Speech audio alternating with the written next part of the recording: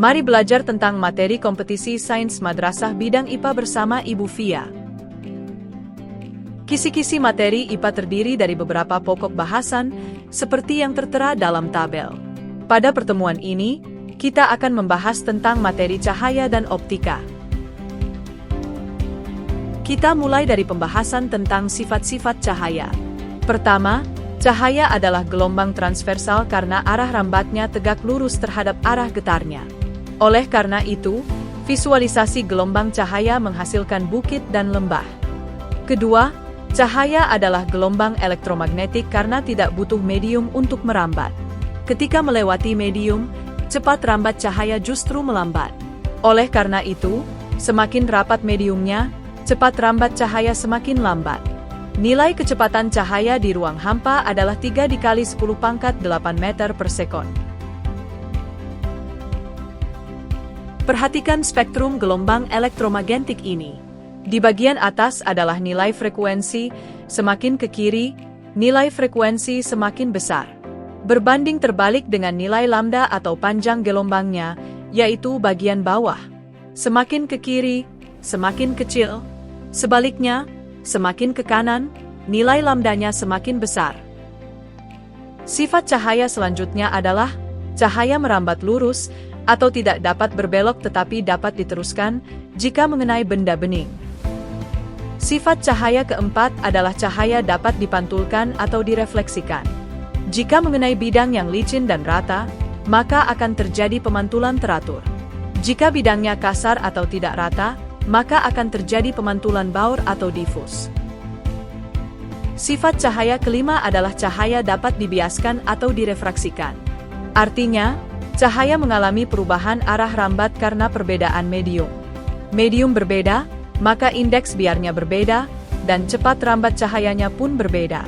Jika sinar datang dari medium renggang ke medium rapat, maka sinar biasnya akan mendekati garis normal, dan berlaku sebaliknya.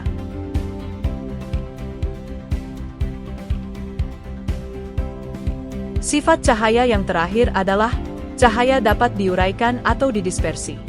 Cahaya yang dapat dilihat oleh mata telanjang disebut cahaya tampak atau cahaya putih. Cahaya putih ternyata terdiri dari 7 jenis warna ketika diuraikan, yaitu merah, jingga, kuning, hijau, biru, nila, dan ungu. Selesai materi tentang sifat cahaya, kita lanjut membahas tentang salah satu benda yang memanfaatkan sifat cahaya dapat dipantulkan, yaitu cermin. Ada 3 jenis cermin, yaitu cermin datar, cekung, dan cembung.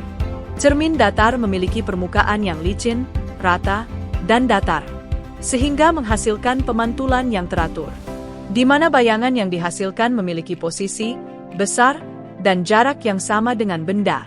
Dan karena bayangannya terletak di dalam atau di belakang cermin, maka bayangan disebut maya. Pada cermin, posisi kiri pada benda menjadi posisi kanan pada bayangan, berlaku sebaliknya. Ketika 2 cermin datar disatukan, hingga membentuk sudut tertentu, akan dihasilkan jumlah bayangan, sesuai rumus berikut. Selanjutnya akan kita bahas sifat-sifat cermin cekung dan cembung.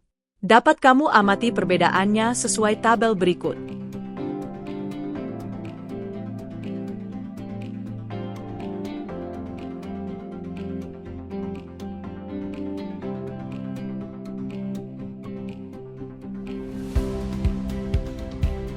Berikutnya kita bahas tentang istilah yang ada pada cermin, sesuai dengan penjelasan pada gambar. Ada titik O, titik F, dan titik R atau pada beberapa sumber disebut titik M.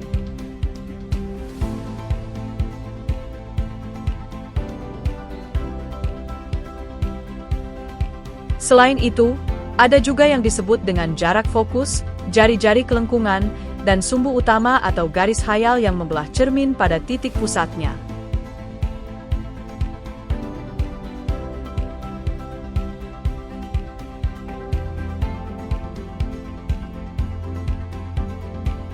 Pada cermin terdapat ruang-ruangan di mana posisi benda ataupun bayangan terletak, sesuai penjelasan pada gambar.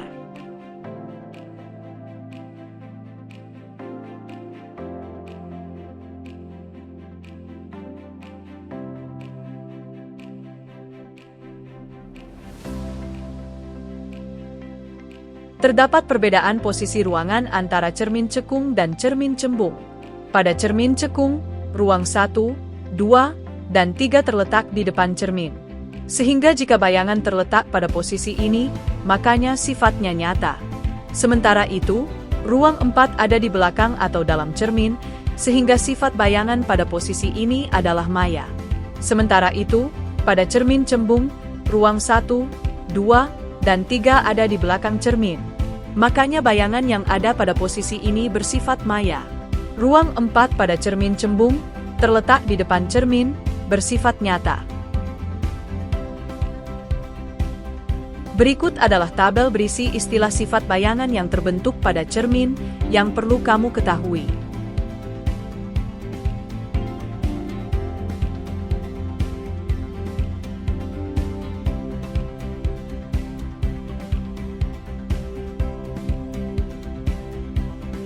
Pembahasan selanjutnya adalah tentang sinar-sinar istimewa pada cermin cekung dan cembung. Dimulai dari cermin cekung, dapat kamu perhatikan pada tabel berikut.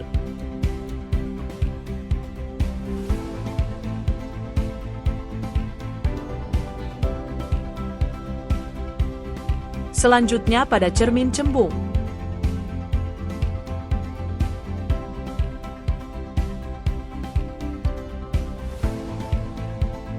Perlu dipahami bahwa kegunaan dari sinar-sinar istimewa ini adalah untuk menentukan posisi dan sifat bayangan yang mungkin terbentuk pada masing-masing ruangan di cermin. Selain menggunakan sinar-sinar istimewa tersebut, posisi bayangan juga dapat ditentukan dengan menggunakan dalil isbat. Dengan rumus, jumlah posisi ruang benda dengan ruangan bayangan adalah 5. Jadi jika benda di ruang 1, maka bayangan akan berada di ruang 4. Untuk menentukan ukuran dan sifat bayangan pada cermin cekung dan cembung, bisa menggunakan ketentuan berikut.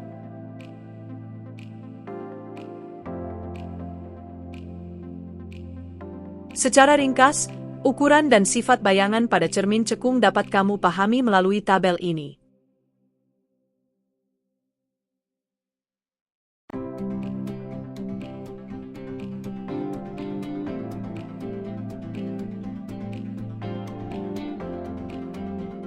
Sementara itu, khusus cermin cembung, dikarenakan benda selalu berada di ruang 4, di mana posisi ruang 4 cermin cembung ada di depan cermin, maka sifat bayangan pada cermin cembung akan selalu maya, tegak, dan diperkecil. Kemudian terdapat rumus untuk menentukan jarak bayangan ke cermin. Dapat kamu pahami dari gambar berikut. Khusus cermin cekung, jika bayangan di dalam atau belakang cermin, maka simbol S aksen adalah negatif. Sebaliknya, jika bayangan ada di depan cermin, maka simbol S aksen adalah positif. Sementara itu khusus cermin cembung, karena posisi titik fokusnya ada di belakang cermin, maka nilai titik fokus ataupun jari-jari kelengkungan bersimbol negatif.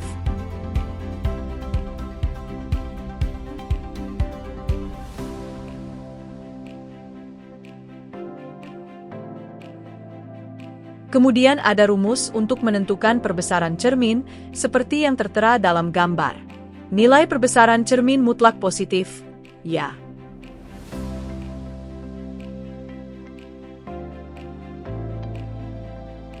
Kita sudah selesai membahas tentang pemantulan pada cermin. Selanjutnya kita akan membahas tentang benda yang memanfaatkan sifat cahaya dapat dibiaskan, yaitu lensa.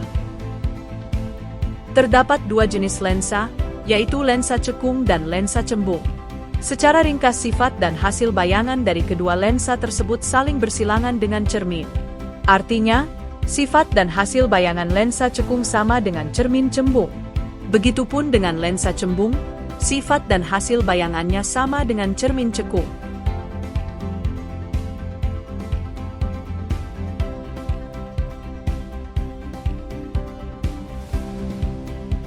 Pembagian ruang dan istilah bayangannya sedikit berbeda dengan cermin. Dapat kamu perhatikan pada gambar berikut. Pada lensa, posisi bayangan yang nyata adalah jika berada di belakang lensa. Maka bayangan maya jika ada di depan lensa.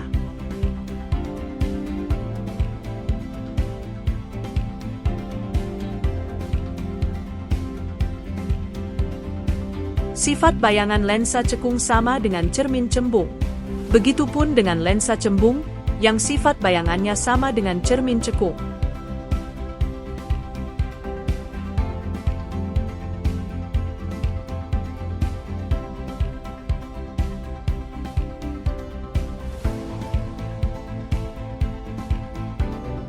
Untuk rumus jarak bayangan ke lensa pun sama dengan cermin. Lensa cekung disebut lensa negatif, maka nilai fokusnya pun negatif. Lensa cembung disebut lensa positif, nilai fokusnya pun menjadi positif.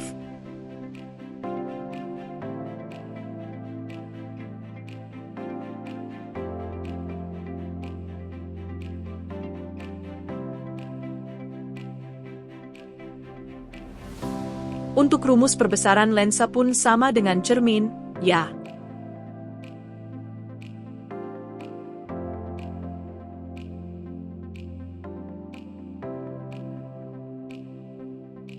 Rumus kekuatan lensa adalah seperti gambar berikut.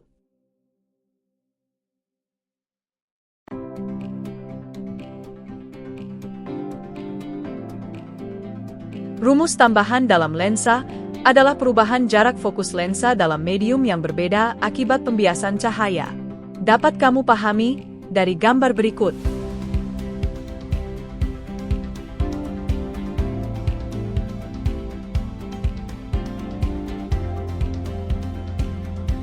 Selesai pembahasan tentang lensa, sekarang kita bahas tentang alat-alat optik, atau alat-alat yang menggunakan lensa atau cermin, atau keduanya untuk berfungsi.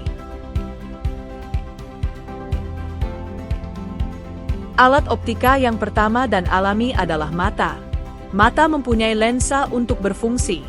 Bagian-bagian mata dan fungsinya masing-masing dapat kamu perhatikan pada gambar berikut.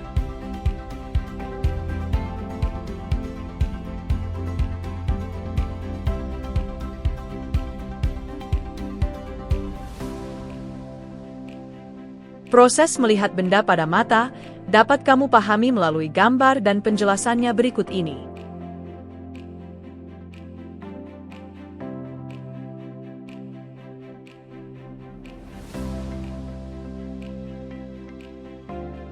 Pada mata terdapat daya akomodasi, yaitu kemampuan otot mata untuk menebalkan atau memipihkan lensa mata.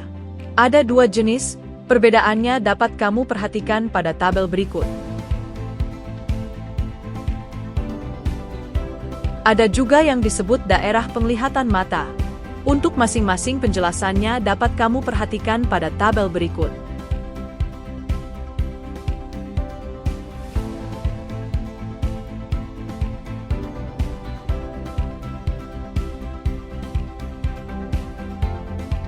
Alat optik selanjutnya adalah lup atau kaca pembesar.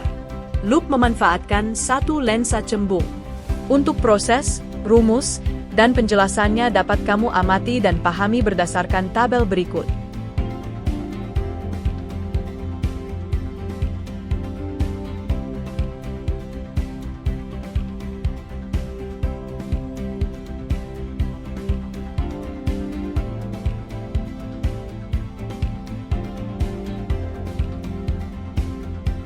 Alat optik selanjutnya adalah mikroskop. Mikroskop memanfaatkan dua lensa cembung yang disebut lensa objektif dan lensa okuler. Untuk proses, rumus, dan penjelasannya dapat kamu amati dan pahami berdasarkan tabel berikut.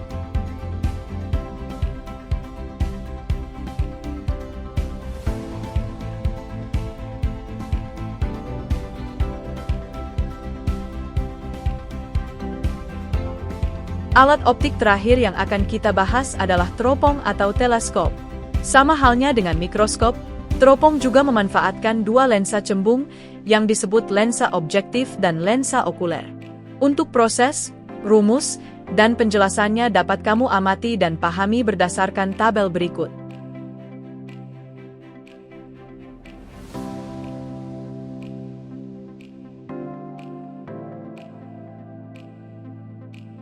Kita sudah membahas keseluruhan materi tentang cahaya dan optika.